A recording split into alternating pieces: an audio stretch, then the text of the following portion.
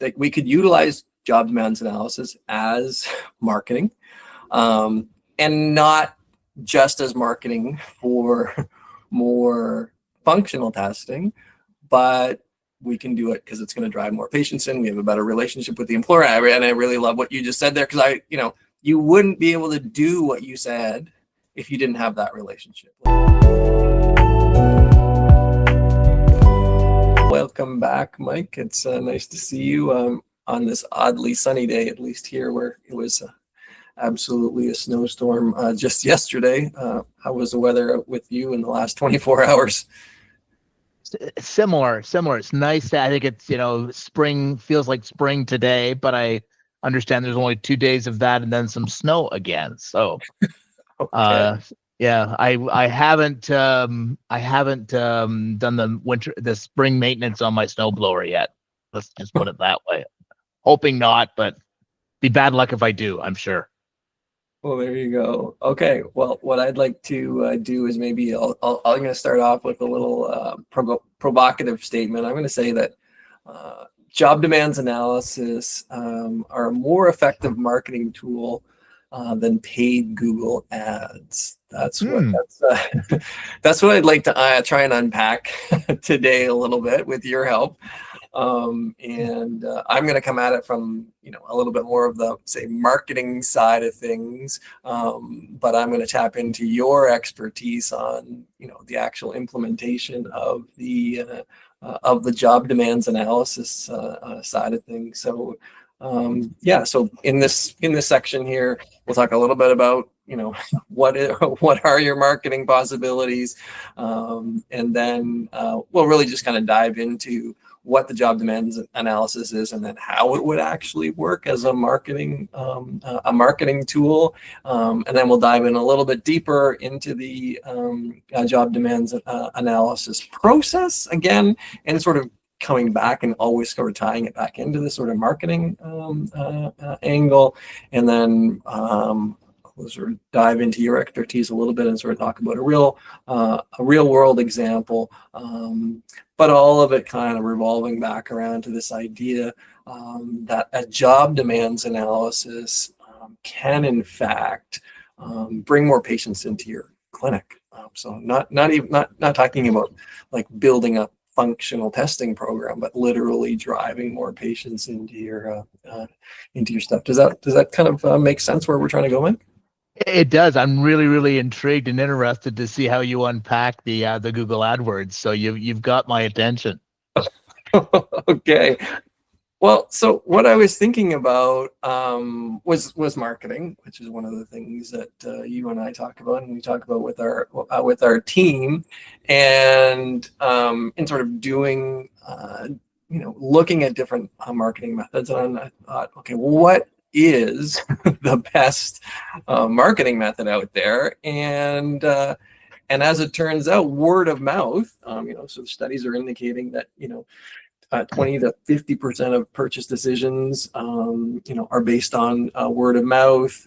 64% of marketers consider word of mouth more effective than any other marketing thing. So if we sort of take that as our starting point, then I thought, okay, well, what would I be contrasting that against? And so I looked at this idea of Google Ads as sort of a counterpoint to the word of mouth. Now you've been in sales for a long time, but what's your experience of warm leads and word of mouth versus other kind of things? Well, I absolutely agree with you. The saying that I have about word of mouth advertising, it's the best, the most effective, but it's also free, which is a nice aspect to it. And I think with whatever, if we're treating patients, or we're doing things that are ancillary to treating patients, like functional testing, or functional job demands, or physical demands analysis, or job demands analysis, or whatever part of the world we're in and what they call them, is I think that word of mouth is so important, because there's nothing more personal than healthcare. And so anytime you can get out there and you're talking to people and they have an opportunity to see what you do, I think that's so much more powerful than maybe just reading it on on a digital or a mailer or however you want to get to people is they actually have personal experience with what you do and how it can be applied and how it can help people. Because as clinicians, we all get into this business to help people. And yeah, Oh, we got to do things and we have to, pay the bills and we have to make money, but we did get into it to help people. And so that's what I've enjoyed about the series we've been doing so far. Kevin, we've been talking about functional testing, doing functional capacity evaluations. And sometimes, we've tested people a lot and we have people that maybe don't demonstrate the best effort but we're helping people at the end of the day. We're helping people. There's so many different ways that functional testing can be used to help people. It's not just always doing an independent assessment for somebody where they're wondering about eligibility entitlement requirements.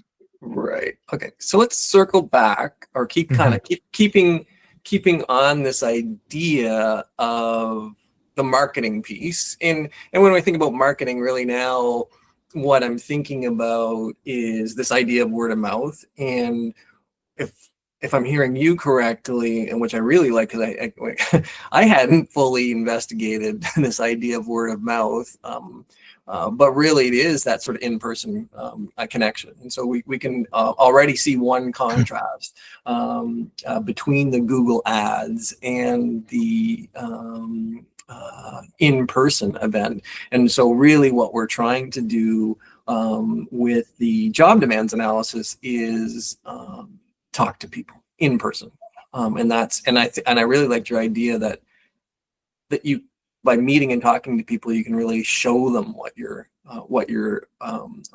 doing.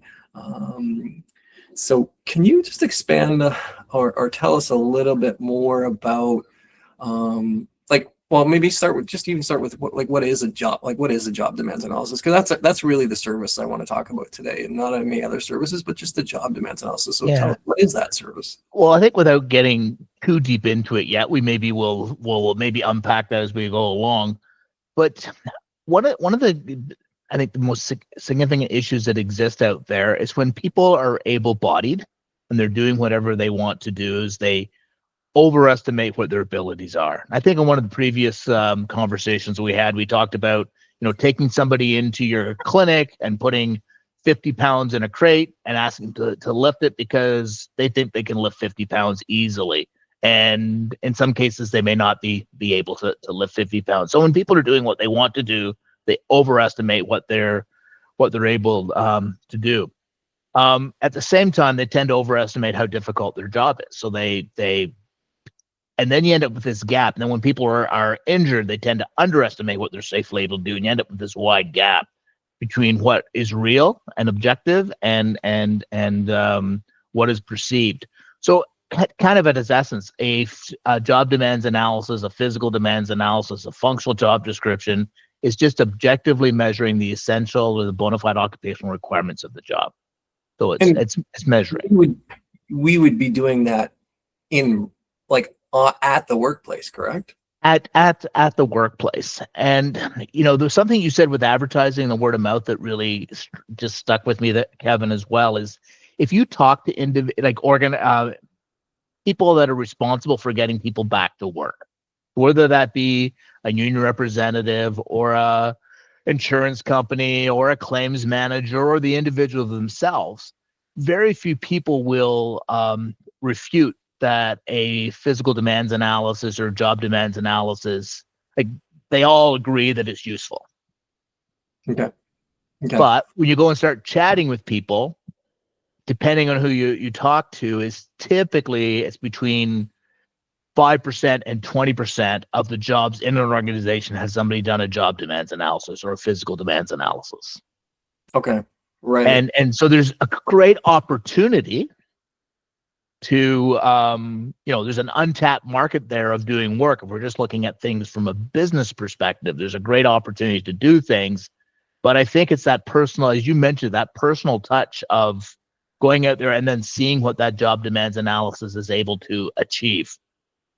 Yeah, and getting out there and doing one and then doing more of them, because and I'm just going to keep pulling us back, with this contrast to the marketing piece. So if we're thinking about this idea that most business owners will agree I need to do some sort of marketing.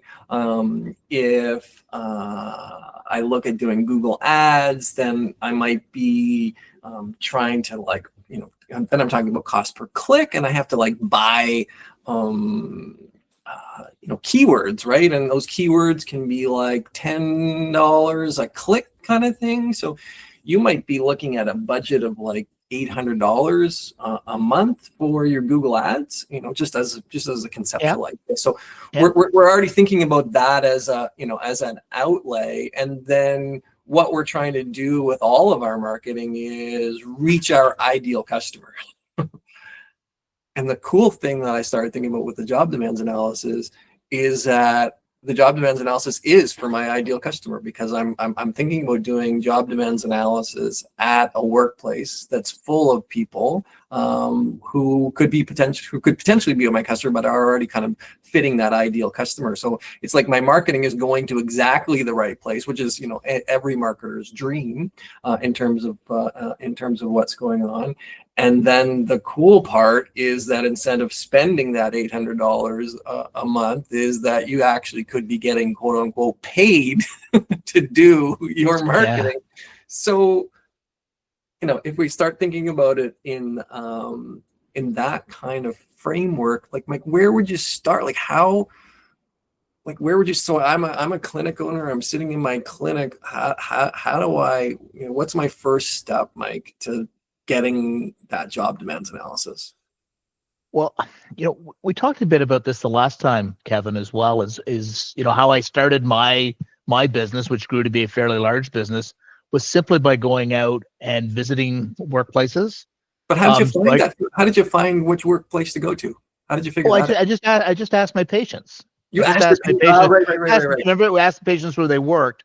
What we didn't really follow through on was now I'm going out to try to understand the job a little bit more. But how did you get? I think you're skipping the step again, Mike. So, all right, you talk to your patient. I get that. They tell you they're working at such and such a place. But how do you go from there to Mike is now going to the workplace? So now I'm going to the workplace to better understand what. But how did you get to go? How did you? I took my car. No, I'm just kidding. I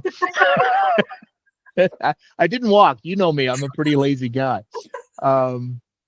I'm not sure what you're asking, Kevin. Like, how did I? But you can't just go. You can't just ask your patient, "Oh, I work for Ford," and then show up at Ford the next day. So I'm missing a step. So how did you get the? Who did you talk to that said, "Yeah, Mike, you can come take a look"?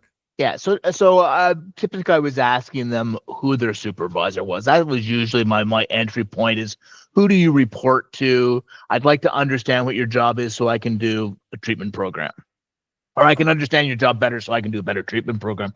But while I'm in there and I'm talking to that employer, and we talked a little bit about this with the avatar session as well, is they'll probably have a lost time, person's off work, they need to get them back to work. Employers usually feel that return to work programs last too long. Okay.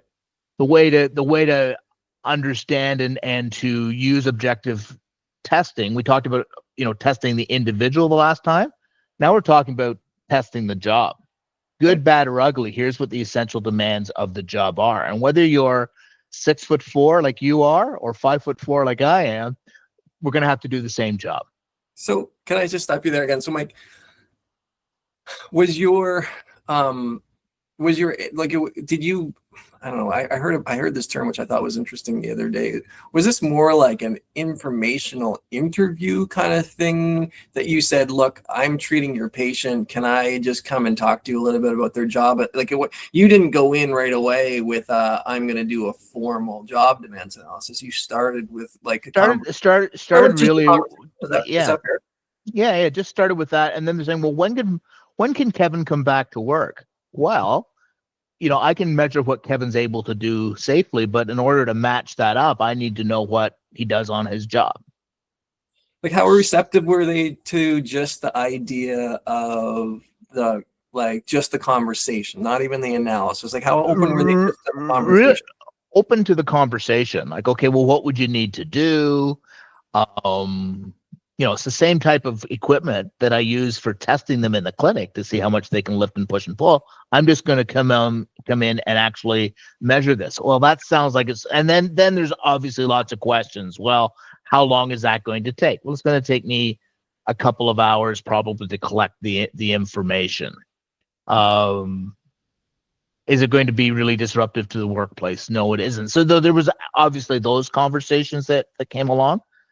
So you're saying I talk to my patient, maybe I investigate a few patients who happen to be both, multiple patients from the same workplace would indicate there's likely a problem. Maybe that gives me a better, a good sense. Better, But then you're saying you find out who the supervisor is, you contact the supervisor and you say, can we just have a little conversation about these either one single employee or multiple employees?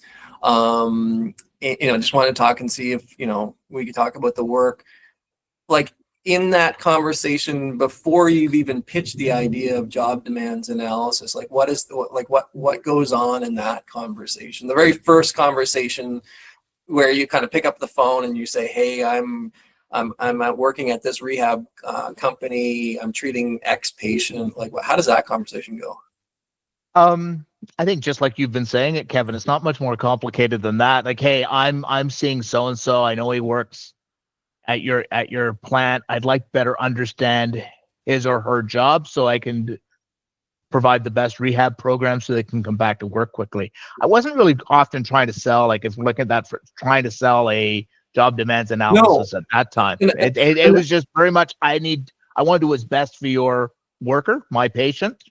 And so I just want to come in and understand the job better. Can I have a tour of the facility? Okay. And if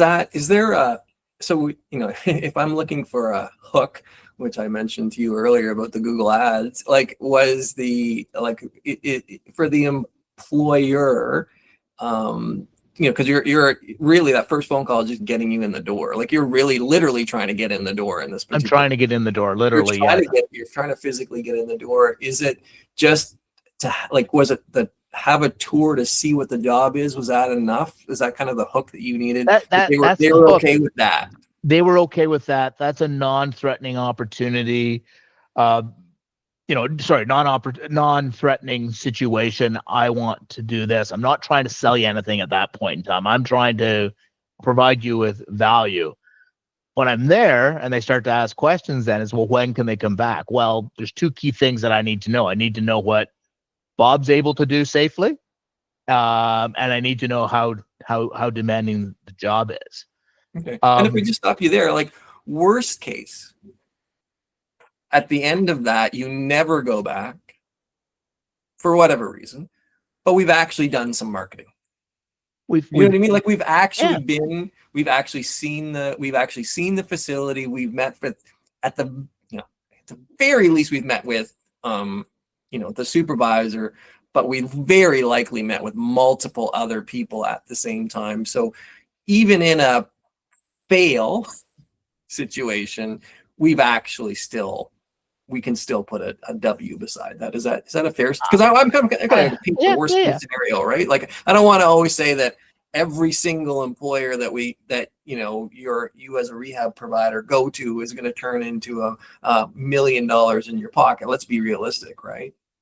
I think in most cases, especially if you're starting out, it's going to be a progressive, steady relationship that you build. Yeah.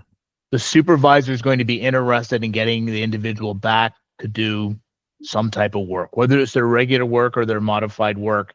That's what they're going to be looking at. And then the conversation, if you get to that point, you've done your physical demands analysis. Now here's a radical idea, Kevin. So you talked about $800. So you're right. You could say, yes, I can do this for you and get paid your $800 for doing it. So there's a flip of $1,600.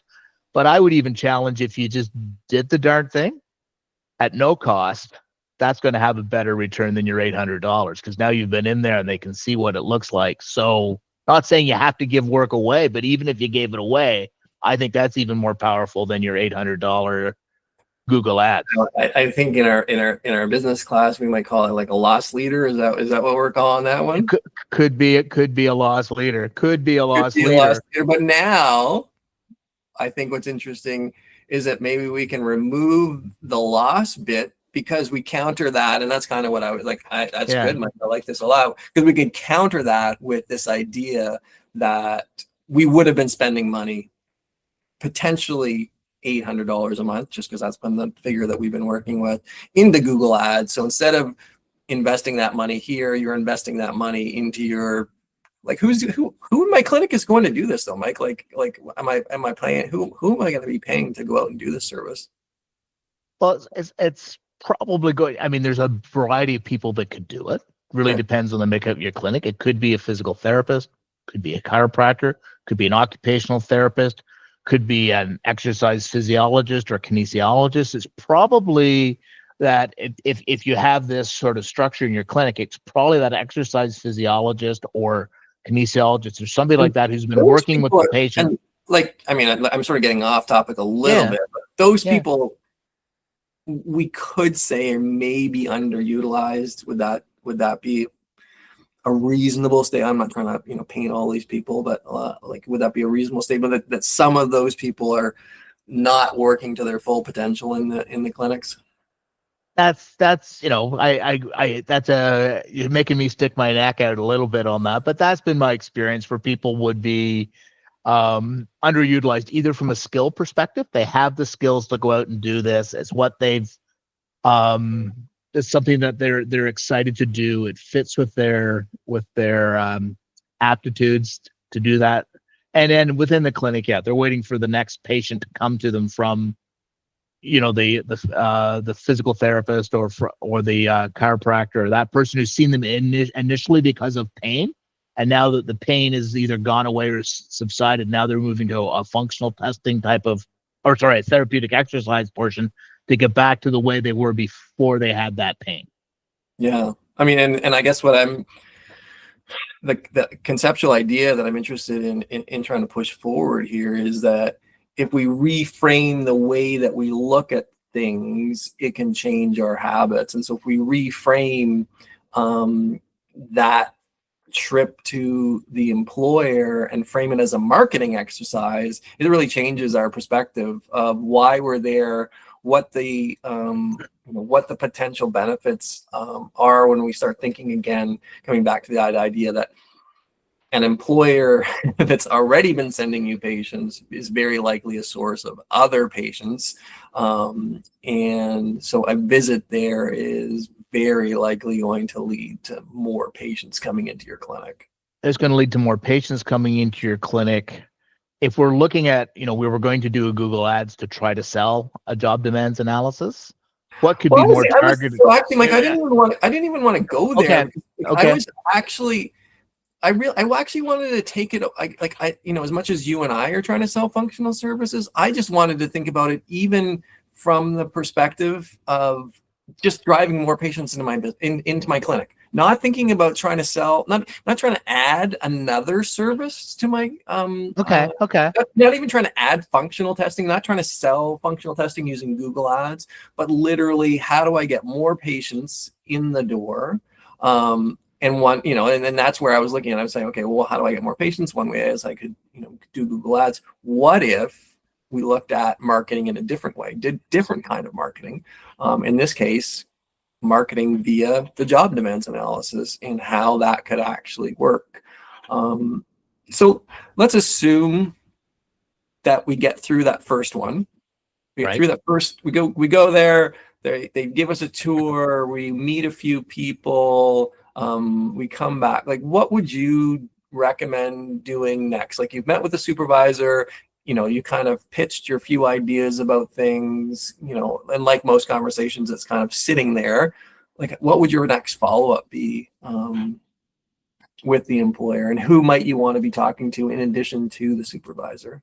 Well, I think if you're going to get the opportunity, however you want to do that job demands analysis, and they're saying, yeah, that sounds like a good idea. We'd like to know if Bob's safe to come back to work. That would be a good idea to do that probably very quickly. If it's a unionized environment, you're going to meet the union representative because you're Okay. coming into that workplace and they want to make sure that this isn't going to be used in any way to the detriment of that individual. And that's kind of the easier thing in some ways about doing a job demands analysis. It's not the individual, it's the job. It doesn't, my 6'4", 5'4" example is I'm just looking at the job. And so you're going to meet, and then probably from there, you're going to meet somebody in HR or somebody that's senior in occupational health and safety, because if you're going to charge for it, somebody's going to figure out what the payment is and So those. now we're kind of getting into, it seems like we're meeting people. And again, now I've completely got my marketing hat on. Yeah. But we're meeting people who know lots of other people. Would that be a reasonable thing to say?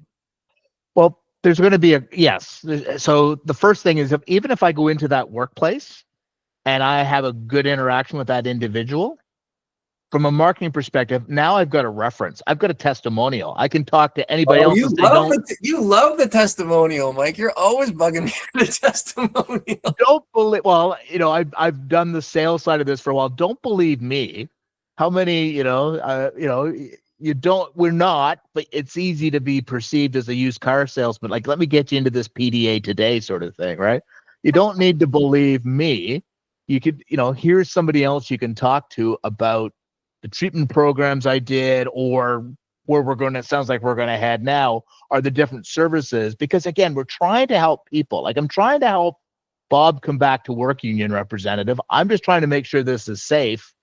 Okay. So whenever you are talking to, like, whenever you move, and I don't want to say up the chain because it might not necessarily be up the chain, but whenever you're talking to the next person, you love to reference the person you've already spoken to, and not just reference, but you like to bring their voice with you in the test. Okay, I really like that idea of doing that kind of thing. And I think what I was trying to plug into is that union rep clearly, as the term rep tells me, that they represent a number of people. And if we can get that person saying good things about us, then we're, I'm kind of thinking, like, how many people are we broadcasting our information to? One of the large clients that I worked for stopped working today for obvious reasons. They were an automotive assembly plant. Okay. Highly unionized, and it was probably the best situation of doing a job demands analysis or a physical demands analysis, because the way they were set up is there was an employer rep and a union representative whenever somebody like me went out on the floor. Okay. There was somebody, and so the nice thing about this is there was no hidden agenda. We're using objective measurements. It was the best thing to say these guys are good and they're fair, and because we're just dealing with objective data, and it's like, okay, am I seeing everything that I need to see? I need your expertise here to make sure I have, and you can see what I'm measuring. You can see what the numbers are. It's an objective piece of information to be used for, and then I can go a lot of different ways with that functional information, with that job information. Okay. So I feel like we may have jumped in, because there you were talking about actually doing it, but I think it's I think so. If we had approval from the supervisor, and you did mention the union, and you did mention finance, and I think we don't need to rediscuss all of those people again. We get the approval. You mentioned already we'd be there for a couple of hours. So if we're thinking about this now, not as a job demands analysis, but we're thinking about it as a marketing exercise. And so we have our kinesiologist who's going to go out and do this assessment. They're trained to do the job demands analysis. If I'm the business owner of the clinic owner, how else should I prepare them so that we get the best marketing bang out of it. And maybe also I'd like to hear your answer first. Huh. Sort of set you up a little bit, but Yeah. Well, I think there's now they can just continue to do, send me another worker, and every time there's another worker, I'll come in and do another physical demands analysis, and that's all that the kinesiologist, the exercise physiologist needs to be worried about. They're just there as, I always call it, the friendly neighborhood Spider-Man. I'm here to help, right? So I can come and help. And whenever you send a referral, I'm helping injured workers get back, and you've built a relationship with the worker and the union. okay. But as a business owner, here's where I think the opportunity is that's always reactive, and I never like to be reactive if I can be proactive. Good. Okay. So wouldn't it be interesting, Miss HR Manager, is if we had these done ahead of time? So in the event that somebody gets injured, we can put them on appropriate modified work, and we can start to control your lost time and compensation costs. But we need to come in and do a number of these jobs, or your higher, I shouldn't say higher risk jobs, where there's more injuries, which by definition probably is high risk. Okay, but I think that we could do. We wouldn't necessarily have to do that. Like, I mean, we could do that pitch on site, but we could potentially do that pitch off site once we've done something. Absolutely. But so I actually like your friendly neighborhood Spider-Man. You want that person to use their observational skills and thinking about opportunities in the form of who are the players that are there, and that would help us from a marketing standpoint, right? Like, because we don't know, like we sort of mentioned, there might be a union person or there might be this. So if we're thinking about it from a marketing piece, we really want to know, like, how many employees are there? How many shop stewards are there? How many union people? Like that would be what. We could probably just. We don't want to overload our person on the floor, but we could. I do think it's reasonable to layer business principles into people when they're doing things. Is to understand what you're doing and saying, look, yes, I do really need you to do the best job demands analysis that you can, but I do want you to understand, kinesiologist, that there's a bigger picture here, and that part of what we're doing is a marketing exercise, and marketing is related to people. I want you to figure out how many different kinds of people are working in this place. So that was kind of what I was thinking, and I really like. If we're looking at we sort of talked about avatars before, but if we're looking at the friendly neighborhood Spider-Man, I think sometimes we have to wear a costume when we go into places, right? And take on a role, and I think I like that as an interesting way that you framed that. Well, and depends on your staff as well. Right. I've tried this in the past and failed. Okay. But the organization, when I was doing this and starting this off, they had 100 locations, and they all had 4 or 5 kinesiologists working for them. Well, 3 to 5 kinesiologists working for them. So the mandate was for each kinesiologist to go out and visit 2 employers a month. Okay.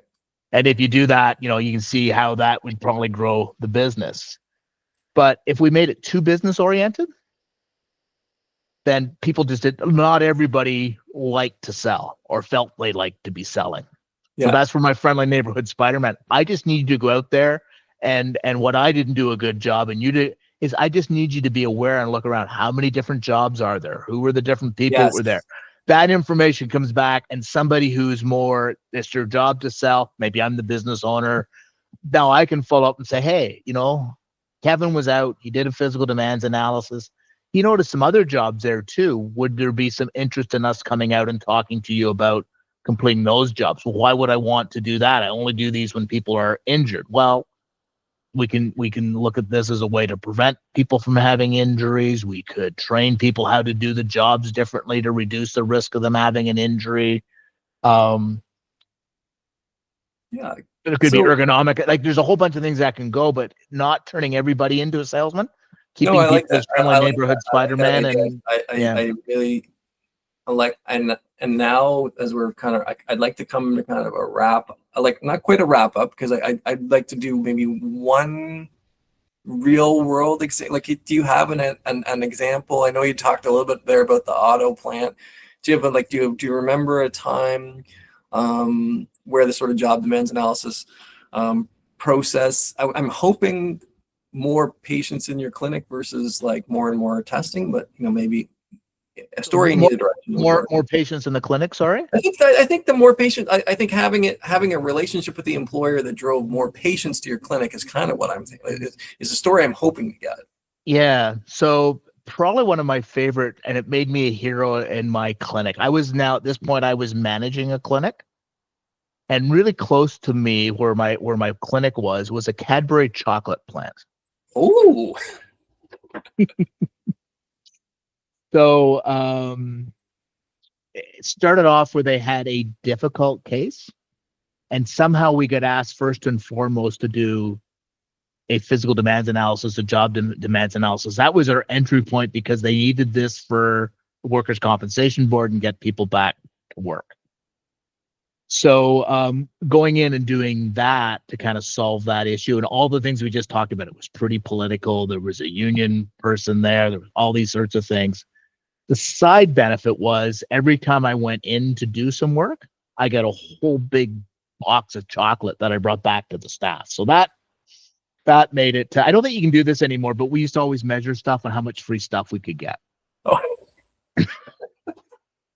They don't give that away anymore. But from there, it was like, this is really interesting. You use objective data, you stayed impartial, and then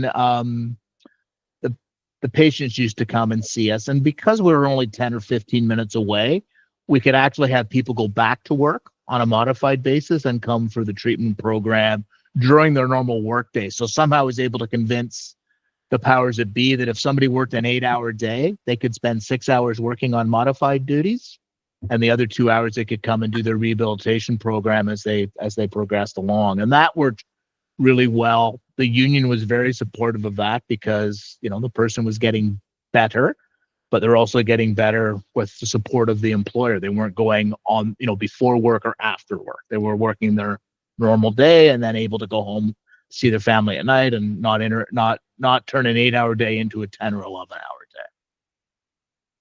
All right, so we ended up doing story. more revenue from the treatment than we did from the functionals initially.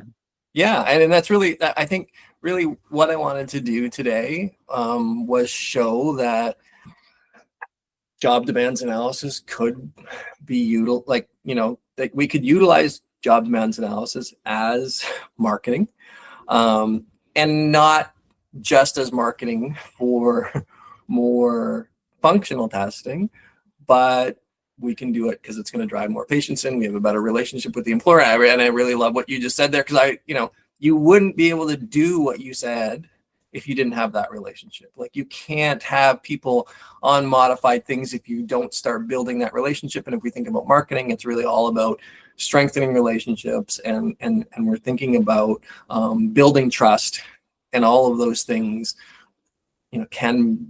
The job demands analysis can be the starting place for that. And this is a fairly extreme example, but it's a true example where there was a National Postal Service, and they had a situation similar to my chocolate. So getting free mail isn't really something that you should do. I think that breaks the law. Yeah. But it started off being a physical demands analysis, a job demands analysis to help with getting a letter carrier back to work, which is interesting because they were walking, 8 to 12 kilometers, 5 to 8 miles a day type of thing. But anyways, we were working through that process. Somehow I got connected with the HR team, and then they were looking at reorganizing their work and needed the more physical demands analysis done. But the whole point of that was they were going to do what I call post-offer employment testing. Okay. And that had to have a physical demands analysis to do that. That turned into doing about 5,000 of those assessments on an annual basis. But it all started from a single physical demands analysis to help somebody get back to work, back to meaningful employment. Amazing. All So I right. think if you keep it from that point of we're trying to help people, right? Whatever Yeah. we're doing, we're trying to help people. Okay. And I'm trying to help people make money. So I'm going to call it a day for that. Mike, I really appreciate you taking the time to talk to us about job demands analysis and your expertise in that area. And hopefully we kind of close the loop a little bit on this idea that job demands analysis can be utilized for marketing stuff. And I can't wait to figure out what we and talk about something else next time. Great. Thanks, Kevin. Have a good afternoon. Bye now.